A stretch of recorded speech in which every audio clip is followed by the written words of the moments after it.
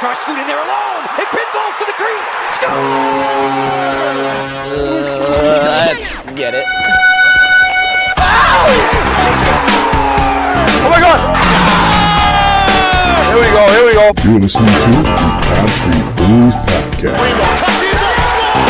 with your hosts, Derek. How you gonna get it, Bobby? John. Matt Casey. Unnecessary, but totally necessary. And Hoagie. What's not to love?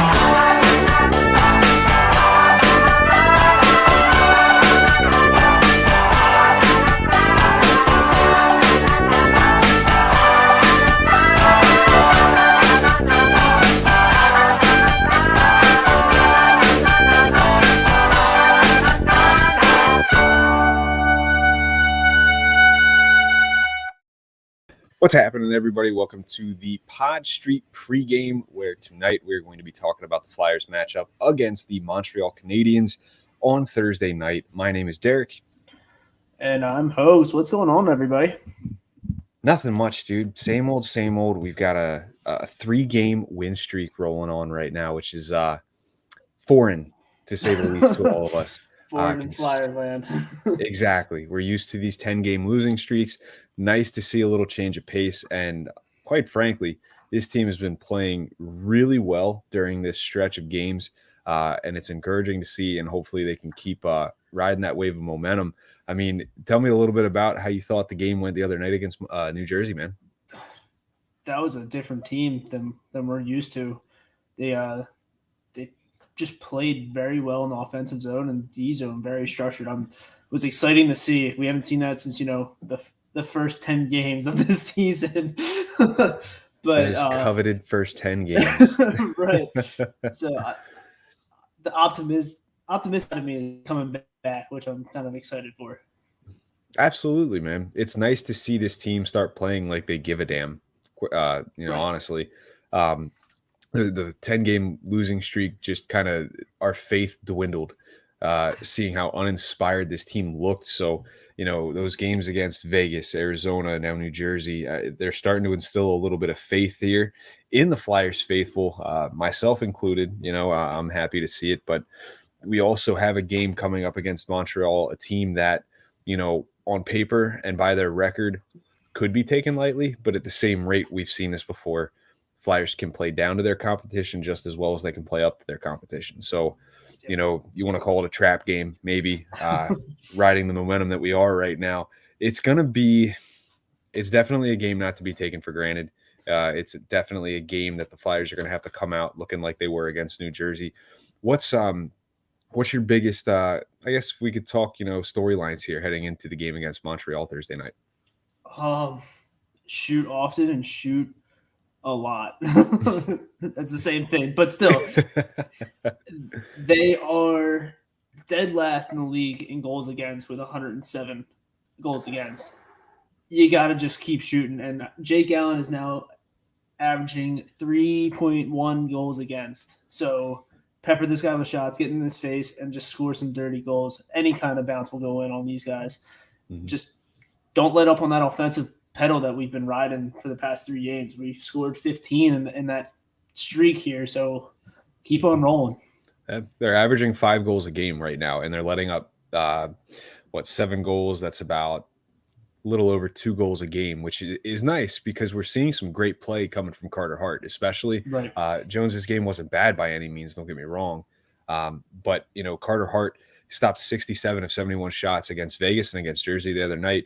That's a 9.44 save percentage and a 2.0 goals against. It's like we're but we're seeing Carter Hart now playing to where we wanted him to play. What we didn't see last season, what we thought we were starting to see glimpses of at the beginning of the season, and then things started to revert back, lose a little bit of confidence, but it is nice to see him find his footing. It's nice to see him put in these types of performances because, let's be honest, that game against Vegas, wow. I mean, and it's tough because between him and Risto, it's like which guy was the better goalie that night, right?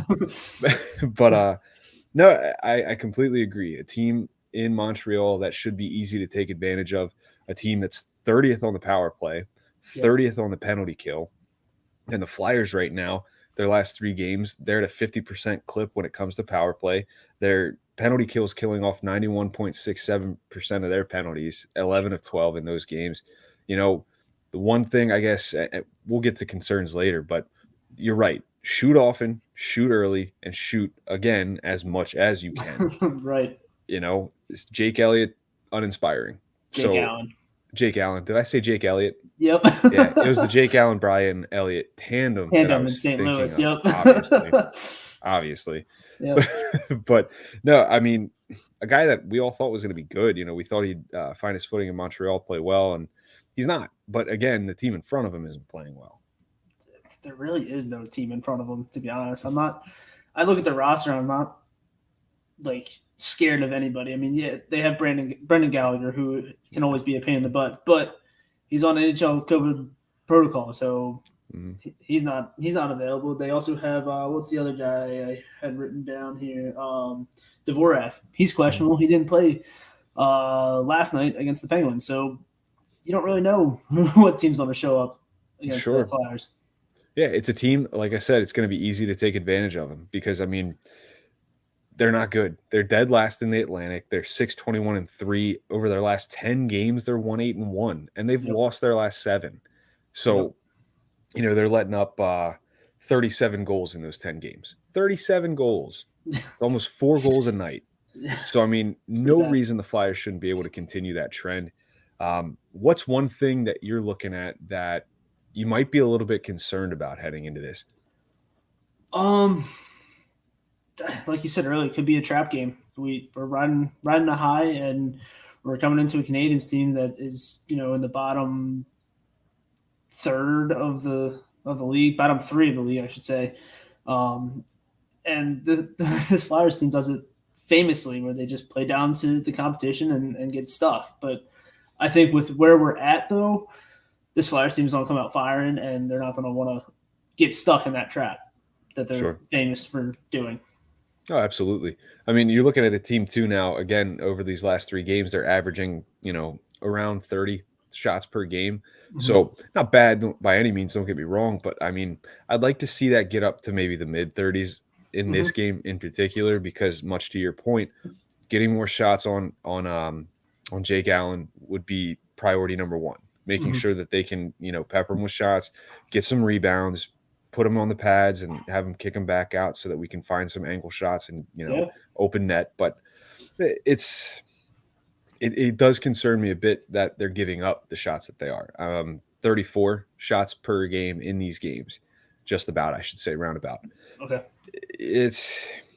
I mean, Hart's stopping them. You know, that's great. But, like, how much longer is he going to be able to keep doing that? But again, the defense in front of him has been playing much better. I mean, let's talk a little bit about Ristolainen and Sanheim in that pairing. What are your thoughts, especially given this last game against New Jersey, on that pair? I mean, Risto is just playing out of his mind right now, especially last night. They looked phenomenal. They looked good. I hate putting all of my optimism into that line while Perra was playing with Braun. The third pairing is the third pairing. But I mean, if they're playing well, give them the ice time. Let them play. I mean, I like to see it. You like to see your second pairing step up when your first pairing is not doing as well as you would like them to. So I'd like them to see a little bit more ice time, but not give them all the ice time in the world, where they're going to start creating mistakes and chances for the other team. Sure. Like, and you're starting to see, you know, Ristolainen. I really am a big proponent of the fact that he was just a good defenseman on a terrible team. And that's why he got the rap that he did. And okay, understandably so. But at the same rate, the Flyers are a better team than Buffalo. And we're starting to see that in a lesser role, Risto, when he's utilized correctly, is a very effective defenseman. Like, I'm not going to sit here and tell you he's one of the best, you know, in the league right now, obviously. I'm not going to blow that type of smoke up your rear end. But, like, we're seeing the positives in his game, his physicality, the blocking shots. I mean, keeping shots out of the back of the net. Fantastic job against Vegas. And just, I mean, yeah, he can wander a little bit, but when he dishes hits like that the other night, I mean, who did he hit along the boards? Was it Bastion? I think it was, yeah. Yeah. Or Bastion went after him or something like that, and he just fell on his butt. Yeah, like when you're seeing stuff like that, that does so much more than you think, to the mentality of not just yourself and your team, but the other guys. They're going to be less apt to going after somebody. They're going to be a little bit more weary about, entering the zone when they see Risto squaring up and looking to take the guy to the ice. Yep. So it's great. I love it. I love that pair. I'm less than thrilled about Sanheim, but at the same rate, like we're starting to see his offensive game a little bit more and more each game. Yep. Which is nice because he's got a solid offensive game. And if Ristolainen's defense allows him to play that more, why not? It's a good mix. It's a good gel. It works well together. Yeah. The Provorov Braun pairing is what it is. What are you going to – who – are you going to mess up the chemistry between Sanheim and Ristolainen? Absolutely not. Yeah. Not at this point. Are you going to put Yandel up there? Are you going to put Connaughton up there? Are you going to put Sealer up there again? Nope. You're short on options. So it is what it is at this point. Braun is steady enough that he's holding his own.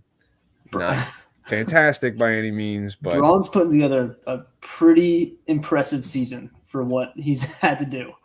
And I mean, last year we asked him to do it, to step in the first line minutes, but they were playing night in and night out. Like, at least now they're getting some breaks, so he's not killing himself every other game. Oh yeah, it's a lot to ask of a guy of that age. Like, he's been in the league how many years now? Yeah, it's a big ask for somebody who's been around the league. Oh yeah. But I mean, the last pairing, it's like, whatever. It is what it is. You're gonna log 15 minutes a night, 16. Okay, go out there. Keeping Yandel on the power play, obviously, great decision. I think that's the move to make. And Connaughton's just Connaughton. Okay, yeah, he's just the guy to be back there. Yeah, I mean, how encouraged were you though with just the sheer offensive game? Against New Jersey, Cam Atkinson had the hat trick. You had the Sanheim goal. Like, you're seeing it being produced from all angles here. We also had that Lindblom goal. So that's what, 2 in the last 3. So that's huge. He's starting to get on track. What I'm kind of looking forward to for tomorrow night, with Frost now on the COVID protocol, not going to Montreal, I'm looking forward to the 89-28-23 line with Atkinson, Giroux, and Lindblom, because they towards the second, third period they were stringing together some pretty nice plays in the offensive zone. So I'm looking for them to, help Lindblom develop that game to where it was 2 years ago, right before he was diagnosed with that Ewing sarcoma. So I'm actually really excited to see this line get some minutes and get some good chances against some weaker opponents here. Sure. And I mean, you're going to see it because you've got a guy in Giroux who's one of the best passers on that team, and he's going to be able to hook guys like Atkinson and Lindblom up. Atkinson can roam around and kind of be your, you want to call him, I'm not going to say sniper, but the guy that can take the shots from a long ways out. Right. And then Lindblom, if he wants to just kind of float around the perimeter of the net and just redirect, slam it in. Yep. Yeah. Keep him within close proximity, have him screen a little bit. Like, he's not a giant guy, but he's big enough you can lay a screen on Jake Allen. You're an NHL player. If you get in the way of the goalie, good things are going to happen. Exactly. So, I mean, fantastic point. I think that'll be a really fun line to watch. I am a little bit anxious. Like, I'm not going to sit here and be like, oh my gosh, I can't wait. But, like, kind of want to see how Jackson Cates does. Right. I thought he's kind of like a Bunneman to me, where you're not going to be wowed by his game, but it's solid enough. Right. Especially given the circumstances, what's happening with Morgan Frost. Hopefully that's it. Hopefully Morgan Frost is the only player that we have to deal with COVID protocols. Not sure anybody else has been around him or is going to be subjected to it or not, but man, it's dicey right now all across the NHL. I mean, it's and obviously without getting into like the crazy stuff with COVID, but like, you foresee this being a problem for the Flyers here moving forward? I mean, with one person going down, you never know what's going to happen. I mean, he's not down; he's just in protocol, so you don't know if he has it or if it's just a trace contact or whatever. But I mean, I really hope that we're not going to become like a Calgary where they have 17 personnel down. That just hurts. So, I mean, Boston's now starting to see it. They just played Calgary last weekend. They're having like 3 or 4 guys go down. So I hope it's not I hope we're able to kind of bring it all together and figure it out, and hopefully nothing else happens. Sure. So I know, John liked to gloat about this last night, that his player to watch was Cam Right. Atkinson. Way to go, John. Lucky guess. Congratulations for pulling that one out of your you-know-what. But, do we want to stick with the trend? Is there a player that you think we're going to be able to watch that, might have a good game tomorrow night?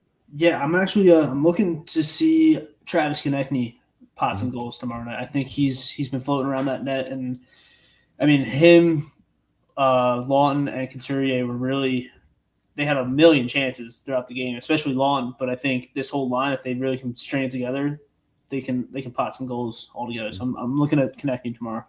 Yes. Good choice. I would have said the same thing. You're starting to see him buzz around. He's creating chances. He's doing a good job of driving the play and making sure that, his line mates can get to where they need to be and setting them up for great opportunities. I'm going to go Couturier just because it's been too long. He's been too quiet. And one of these days he's going to break out. And when he does, and I call it, I want to rub it in John's face and say, hey, look, I can do it too. Right. I don't know. We're all going to have a hat trick. Yeah. It's any chance we get to jump down John's throat, Oh, absolutely. I don't foresee a hat trick, but it's not going to have lightning doesn't strike twice that frequently.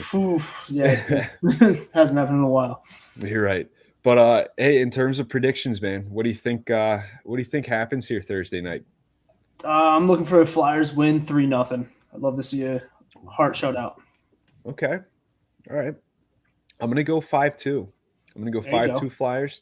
I just think that offense is going to keep rolling. I think they're really starting to find their groove. And if they can continue along that path, this team could do some damage here. I'm not going to sit here and tell you a Stanley Cup favorite, obviously. That'd be ridiculous. But, right. I think if they hit their groove, they can be a very dangerous team moving forward, and really kind of sneak up on everybody. So we'll see. I'm looking forward to it. Is there one thing, I guess, overall that you're looking forward to the most with this game? Just seeing them keep rolling. You gotta stomp on the guys that are towards the bottom of the league. So just keep rolling and string together some wins. Sure. Gotcha. Yeah, same. I'm looking forward to seeing how Carter Hart answers the Jersey game. I want to see if one, I believe he's going to be the starter, if I'm not mistaken. Yeah, I'm hoping not to.